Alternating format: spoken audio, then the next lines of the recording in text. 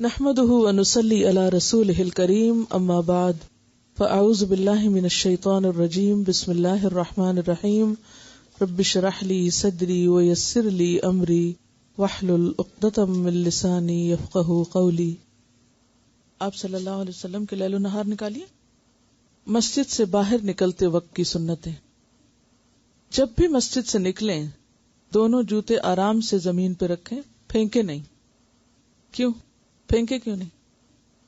زور سے کیوں نہیں پھینکے؟ شور ہوگا نا. اور مسجد کس کی جگہ ہے؟ عبادت کی جگہ ہے، اللہ کا گھر ہے، مسجد کا احترام واجب ہے.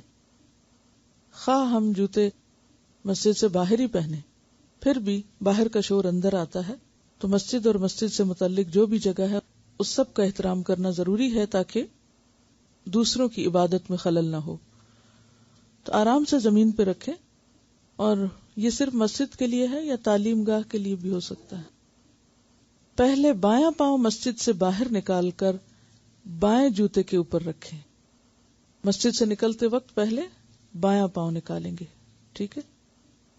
اور ٹوائلٹ سے نکلتے وقت پہلے دایاں. کیوں؟ فرق ہے نا، یعنی یہ فرق ہے. ایک نجاست کی جگہ ہے اور ایک پاک جگہ ہے. تو جب پاک جگہ سے آپ نکلیں گے تو پہلے بایاں پاؤں اور پھر دایاں، اور ناپاک جگہ سے نکلیں گے تو پہلے دایاں. جی، پہلے بایاں پاؤں مسجد سے باہر نکال کر بائیں جوتے کے اوپر رکھیں. پھر یہ دعا پڑھیں، اللہم انی اسألک من فضلک، اے اللہ میں آپ سے آپ کے فضل کا سوال کرتا ہوں. پھر بسم اللہ پڑھنے کے بعد پہلے دائیں پیر میں جوتا پہنے اور پھر بائیں پاؤں میں. پورے راستے میں اللہ رب العزت کا ذکر کرتے رہیں اور نگاہیں نیچے رکھیں. رسول اکرم صلی اللہ علیہ وسلم نے فرمایا، بہترین ذکر لا الہ الا اللہ اور بہترین دعا الحمدللہ ہے. الحمدللہ کیا ہے؟ دعا ہے.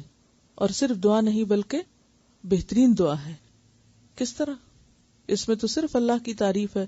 یہ دعا کیسے ہو گئی؟ شکر ہے نا. دعا اور شکر میں تو فرق ہوتا ہے. میرا سوال یہ ہے کہ آپ صلی اللہ علیہ وسلم نے فرمایا کہ الحمدللہ بہترین دعا ہے. شکر کو دعا کیوں کہا گیا ہے؟ یہ ہے جواب، لئن شکرتم لأزیدنکم، اگر تم نے شکر ادا کیا تو میں تمہیں ضرور اور زیادہ دوں گا. تو دعا کس لیے کی جاتی ہے؟ اور زیادہ حاصل کرنے کے لیے. یہی غرض ہوتی ہے نا دعا کی بھی. تو ایک یہ ہے کہ آپ کچھ اور مانگیں، اور ایک یہ ہے کہ کچھ اور مانگنے سے زیادہ کیا کریں؟ جو پہلے سے موجود ہے اس کی قدر کریں، اس پر شکر کریں. جب آپ اس کی قدر کریں گے تو نتیجہ کیا نکلے گا؟ بن مانگے بھی دے گا.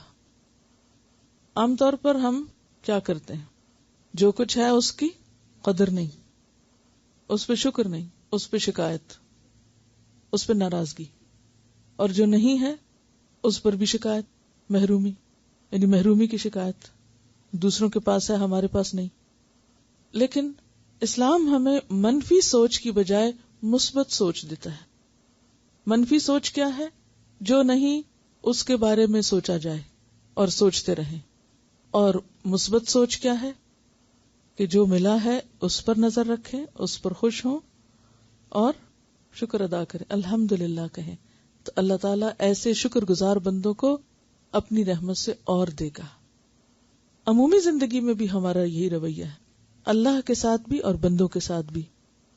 بندوں کے ساتھ ہم کیا کرتے ہیں؟ جیسے آپ صلی اللہ علیہ وسلم نے فرمایا کہ تم میں سے ایک، یعنی عورتوں کے بارے میں کہا، تم میں سے ایک دنوں تک اپنے ماں باپ کے گھر بن بیاہے بیٹھی رہتی ہے. وہ فکر کر رہے ہیں، رشتہ نہیں آ رہا، شادی نہیں ہو رہی. پھر اللہ تعالیٰ اس کو شوہر دیتا ہے، اولاد دیتا ہے.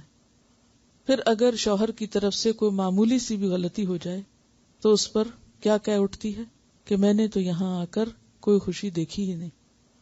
سب کیے کرائے پہ پانی پھیر دینا. جو خوشیاں ملی ہیں، جو کچھ پایا، ان کو بھی رگیت دینا کہ ملا ہی کچھ نہیں. انتہا درجے کی ناشکری. ایسے لوگوں کو اور کیا ملے گا جنہوں نے پہلے پائے کی قدر نہیں کی.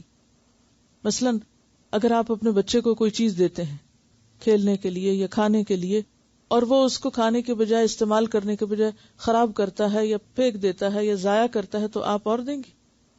نہیں. آپ کیوں نہیں دیں گی؟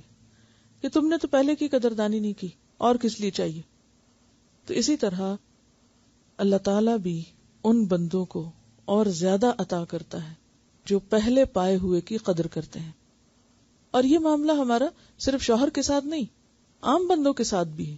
کسی بندے کے ساتھ ہم دنوں تک رہتے، دو دوستوں کے درمیان، استاد شاگرد کے درمیان، دو کولیگز کے درمیان، کہیں بھی آپ اکٹھے جاب کرتے، دو لوگ کوئی بھی آپس میں دنوں تک ایک دوسرے سے اچھا رہتے ہیں، ایک دوسرے کے ساتھ احسان کرتے رہتے ہیں، اچھا سلوک کرتے رہتے ہیں.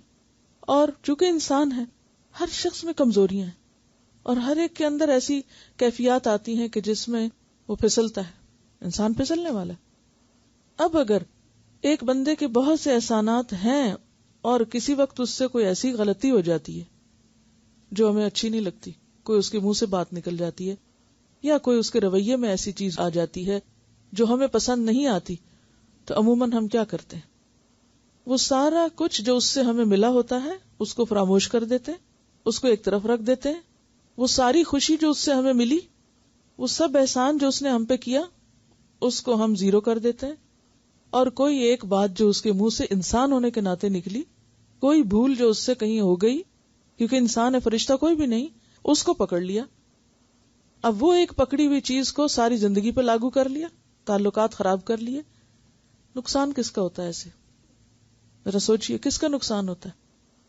خواہ شوہر ہو، خواہ دوست ہو، خواہ کسی کے ساتھ بھی آپ ہو. جب ہم لوگوں کی چھوٹی چھوٹی غلطیوں پر انہیں معاف نہیں کر سکتے، دل بڑا نہیں کرتے، کون کھونے والا بنتا ہے؟ آپ خود. آپ اتنا پا رہے تھے اور اتنی سی بات پہ آپ ناراض ہو گئے، تو آپ نے کس کا نقصان کیا؟ وہ اتنا سا جو مل رہا تھا اس سب کا نقصان کیا. لیکن شیطان ہمیں یہ سوچنے نہیں دیتا. تو اسی لیے الحمدللہ کو افضل الدعا کہا گیا ہے. شکر گزار ہونا سب سے بہترین نیکی ہے. نعمتوں کا اعتراف کہ یا رب جو تو نے دیا ہے بہت دیا ہے. ایسے ہی بندے اور ایسے ہی لوگ اللہ کو پسند ہیں اور اس کے مطلوب بندے ہیں، شکر گزار بندے. اسی کی ضرورت ہے کہ ہم مثبت سوچ اپنائیں، اللہ کے بارے میں بھی حسن ظن رکھیں، بندوں کے بارے میں بھی حسن ظن رکھیں، اور بندوں کی غلطیوں اور کوتاہیوں اور کمیوں کو انسان ہونے کے ناطے یہ سوچ کے درگزر کریں کہ ہم میں بھی تو بہت سی کمی ہے، ہم بھی تو دوسروں کے ساتھ زیادتی کر جاتے ہیں.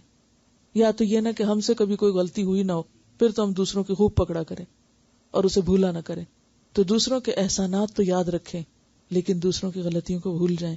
اس میں دوسروں کا نہیں، ہمارا اپنا بھلا ہے، ہماری اپنی خیر. تو اس لیے ذکر کرنے میں بہترین ذکر الحمدللہ کا ذکر ہے، اور بہترین رویہ شکر گزاری کا رویہ ہے. ایسے ہی بندے اللہ کے محبوب بندے ہوتے ہیں. سبحانک اللہم و بحمدک، نشہد ان لا الہ الا انت، نستغفرک و نتوب الیک.